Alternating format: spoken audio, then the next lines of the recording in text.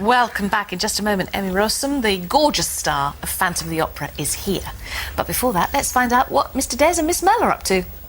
Thank you. Yes, today at 1, it's all going on. Entertainment, music, laughter. In the studio, we're joined by the hilarious Graham Norton. He'll be here talking about his new book, So Me. I bet it will. Also, we've got music from the fabulous Andrea Bocelli. He'll be singing for us. It's all going on here. Don't miss it. And remember, tell your friends. Absolutely. Thanks, guys. See you later. A quick reminder that our video box is out on the road all this week, so if you've got any question for any of our experts, you can head along and ask it in person. Yes, today we're at the Trafford Centre in Manchester, and tomorrow you can catch us all day at St Enoch Shopping Centre in Glasgow.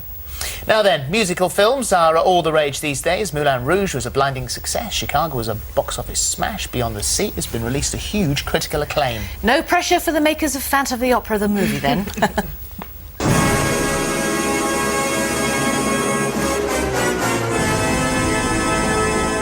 It's been seen by 80 million people worldwide and taken over 3 billion at the box office. And it's not even in the cinema yet.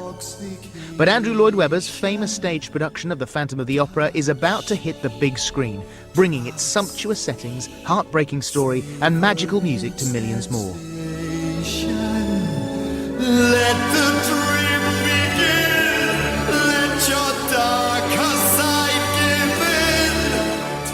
But for a production that's been around since 1986, how come it's only hit the cinema now? We asked the big man. We were fighting a culture that absolutely had no thought that a musical could work on the big screen, and because just there simply hadn't been one for such a long time. And then Chicago came along, which is a wildly different type of show, of course, but it did prove that there was an interest in musicals being filmed again. Aided by Andrew's 28-piece orchestra, director Joel Schumacher has brought The Phantom of the Opera to the big screen by using tons of fake snow, 15,000 litres of paint, 51 miles of scaffolding, and 92 miles of wood. Even the film's opera house had to be built from scratch, with 4 grand levels and 888 seats. I hope they've paid. So, with a stage set, filming could start, and the story begins when temperamental diva La Carlotta, played by Minnie Driver, storms out of the opera's latest production, and the management call upon unknown chorus girl Christine, played by the gorgeous star of The Day After Tomorrow, Emmy ROSSUM. We never said our love was evergreen or as unchanging as the sea. The opera now has a new star, and her popularity grows with the audience and a certain couple of men. The theatre's wealthy patron Raoul and the theatre's phantom.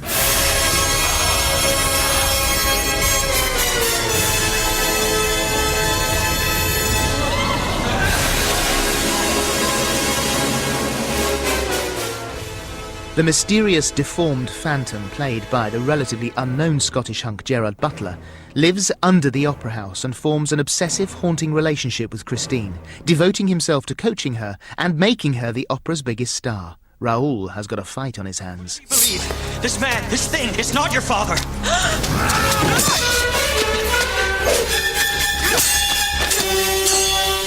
It's been a musical hit for 18 years, but now the ghostly tale of passion, jealousy and obsessive love comes to the big screen with all the colour and spectacle you would expect from a Lloyd Webber musical.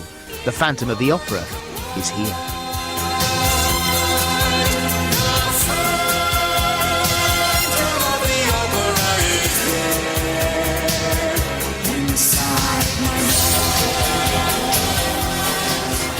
Wow. Wow, wow, wow. That's great. I mean, you made it when you only got the part when you were 16, you're only just 18 now. Yeah. What a fantastic thing. What was the audition like? The biggest audition circumstance I'd ever seen. I mean, I walked in and there was a full set and a costume and 2 hours of hair and makeup and a sweeping camera. It was like a mini version of doing the film. We've got a bit of it. This is a screen test, yeah? Screen test. I haven't seen this.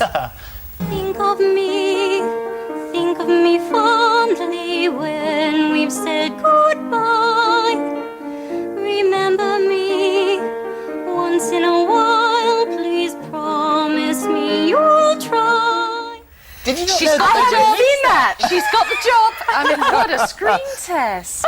It was huge. It was very exciting. I was so nervous, Joel. I didn't actually realize I was nervous, but afterwards, a few months later, Joel said that I was shaking. Joel's the director. Joel Schumacher, the director. And when you first met Andrew Lloyd Webber, you had to go into his apartment in Manhattan.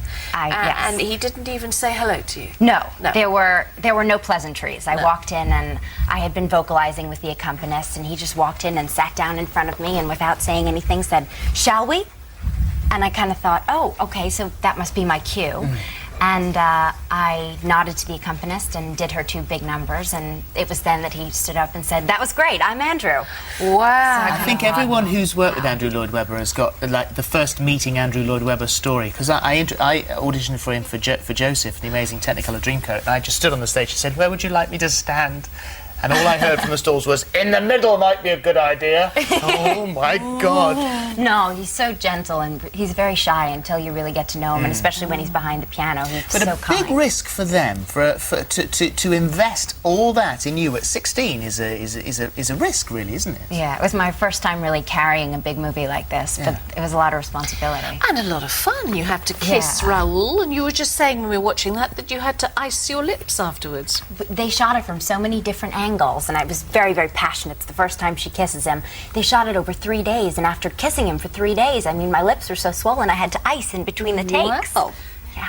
Some People people were pay a asking me if I was fortune getting for- collagen. Yeah. I was going to say, Pay a fortune for that. It's a good alternative. Just make out with Patrick Wilson for 3 days. Yeah. It's much better. What about this showing your body accidentally to the crew? Oh, no, that's just a silly story. Everyone was so polite. The back seam of my dress ripped, and my butt was showing, but... You know, par for the course. I think that sort of it breaks the ice a bit, doesn't it? Of course, You know, so yeah. everybody gets to know. Oh, she's a laugh. That's Hot, okay. very hot.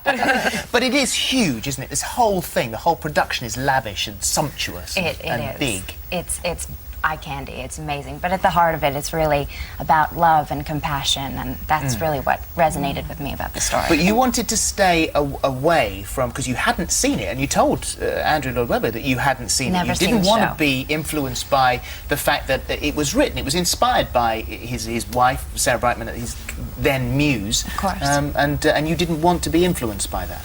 I didn't want to be influenced by any other representation of the character. I wanted it to be fresh and be very filmic and real and from my heart and my personality. And you submerge yourself in things. When I was reading, you submerge yourself in the part properly. You got Absolutely. inside Christine. What you see is Christine if we're watching the film. Yeah. And is it true you went to the Spiritualist Society It here in is. Belgravia? What did you do there? Well, I wanted to see, I'm a very rational person, and I wanted to see how it affects people when they really believe that they're in the presence of past loved ones. So I went and I sat there, and I didn't announce myself or who I was or anything, and she actually called on me and talked to me about my grandmother, and it who's So this is passed. a medium passing you a message from your grandmother. Yeah. Wow, what was the message? Oh, it was just, she just knew things that were strange. But, it was really good because it really affected me, and that really helped me play the character. Sometimes you need to tap into things that aren't so fun. We're just getting news here. Do you know what you've won? We're just getting news that you've won some sort of an award. In What have you won? America. What have you won? National Board of Review Best Breakthrough Female Performance. Oh, well done. Thank you so much. And what are you working on next? I'm actually working on being an 18-year-old girl and being normal for a while. I've been studying at school, studying in college, art history this summer. And I want to go do a much smaller movie next, so I'm looking at a lot of things. But I don't want to jinx it, so I don't want to talk too much about But it. you're here for absolutely. the premiere, are you? I am. Good. Thank you so much Thank for coming you back so to much see for us. having Lovely. Thrilled The to film see is you. Thank you. Absolutely spectacular. gorgeous. Thank you. There we are. Now then, back to I'm a Celebrity. You